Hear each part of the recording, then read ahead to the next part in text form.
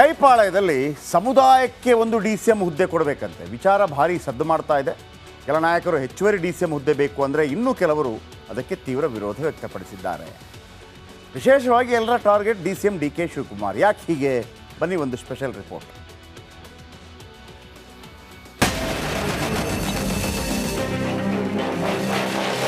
ಸುಮ್ಮನೆ ಯಾರೋ ಕೆಲವೇ ಜನ ಅಧಿಕಾರ ಇಟ್ಕೊಂಡು ಬೇರೆಯವ್ರಿಗೆ ಅಧಿಕಾರ ಇಲ್ಲದೆ ಇದ್ದಾಗ ಅಧಿಕಾರವನ್ನ ಹಂಚಿಕೊಂಡಾಗ ಎಲ್ಲ ಸಮುದಾಯಗಳಿಗೂ ಕೂಡ ಆ ಪಕ್ಷದ ಮೇಲೆ ಪ್ರೀತಿ ವಿಶ್ವಾಸ ಬರ್ತದೆ.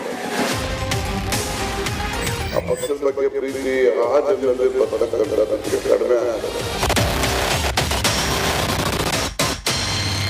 ಎಸ್, KN ರಾಜಣ್ಣ ಆಡಿದ ಇದೇ ಮಾತುಗಳು ರಾಜ್ಯ ರಾಜಕಾರಣದಲ್ಲಿ ಸಂಚಲನ ಮೂಡಿಸಿವೆ. ಅಧಿಕಾರ ಹಂಚಿಕೆ ಆಗ್ರಹದ ಬೆನ್ನಲ್ಲೇ ಕಾಂಗ್ರೆಸ್ನಲ್ಲಿ ಮತ್ತೆ ಹೆಚ್ಚುವರಿ DCM ಕೂಗು ಜೋರಾಗಿದೆ. ಸಿದ್ದು ಸರ್ಕಾರದಲ್ಲಿ DCM ಹುದ್ದೆ ಫೈಟ್, ಸಮುದಾಯವಾರು ಸ್ಥಾನಮಾನಕ್ಕೆ ಸಮರ. ಕೆಲ ತಿಂಗಳ ಹಿಂದೆ ಹೆಚ್ಚುವರಿ DCM ಹುದ್ದೆ ಕೂಗು ಕೇಳಿಬಂದಿತ್ತು. ಲೋಕಸಭೆ ಚುನಾವಣೆಯಲ್ಲಿ ಎಲ್ಲ ನಾಯಕರು ಬ್ಯುಸಿಯಾದರು.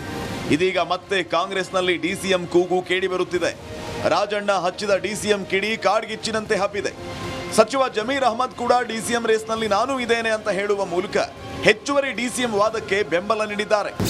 ಮುಸ್ಲಿಂ ಸಮಾಜದಲ್ಲೂ ನಾವು ಉಪಮುಖ್ಯಮಂತ್ರಿ ಆಗ್ಬೇಕಂತ ನಾವು ಬೇಡಿಕೆ ಇಟ್ಟಿದ್ದೀವಿ, ಇಲ್ಲ ಅಂತಲ್ಲ. ನಮ್ಮಲ್ಲೂ ರಹೀಂ ಖಾನ್ ಇದ್ದಾರೆ, ನಾನಿದ್ದೀನಿ. ಯಾರನ್ನ ಮಾಡಲಿ. ರಹೀಂ ಖಾನ್ ಹೇಳ್ತಾ ಇದ್ದಾರೆ ಜಮೀರ್ ಅವರು ಉಪಮುಖ್ಯಮಂತ್ರಿ ಆಗ್ಬೇಕು. ಅವ್ರ ದೊಡ್ಡತನ ಅದು, ಅವ್ರ ದೊಡ್ಡತನ ಅದು. ಈಗ ನಮ್ಮ ಪಕ್ಷ ಯಾರು ಏನು ಹೇಳಿದ್ರು ಅವ್ರ ಅಭಿಪ್ರಾಯ ಹೇಳ್ಬೋದು ಮಾತ್ರ. ತೀರ್ಮಾನ ಮಾಡೋರು ನಮ್ಮ ಪಕ್ಷ, ಹೈಕಮಾಂಡ್ ಪಕ್ಷ. DCM ಮಾಡಿದರೆ ಸಮುದಾಯದ ಓಲೈಕೆ ಆಗುತ್ತಾ? ಹೆಚ್ಚುವರಿ DCM ವಿಚಾರಕ್ಕೆ ಸಚಿವ ಪ್ರಿಯಾಂಕ್ ಖರ್ಗೆ ಗರಂ ಆಗಿದ್ದಾರೆ. ಮುಖ್ಯಮಂತ್ರಿ ಒಬ್ಬರನ್ನ ಬಿಟ್ಟು ಎಲ್ಲ ಸಚಿವರನ್ನ DCM ಮಾಡಲಿ ಅಂತ ಕಿಡಿಕಾರಿದ್ದಾರೆ. ಎಲ್ಲರಿಗೂ ಕೂಡ ಹಕ್ಕಿದೆ ಕೇಳೋದು. ಹೋಗಿ ಅಲ್ಲಿ ಹೈಕಮಾಂಡ್ ಹತ್ರ ಕೇಳಬಾರ್ದಂತ ಯಾರ್ದು ಇಲ್ಲ. ಆದರೆ DCM ಮಾಡೋದ್ರಿಂದಾನೇ ಎಲ್ಲನೂ ಆಗುತ್ತೆ ಅಂದಿದ್ರೆ ಮತ್ತೆ CM ಒಬ್ರು ಇರಲಿ, ಇಡೀ ಕ್ಯಾಬಿನೆಟ್ DCM ಆಗಿಬಿಡ್ಲಿ, ಆಗುತ್ತಾ?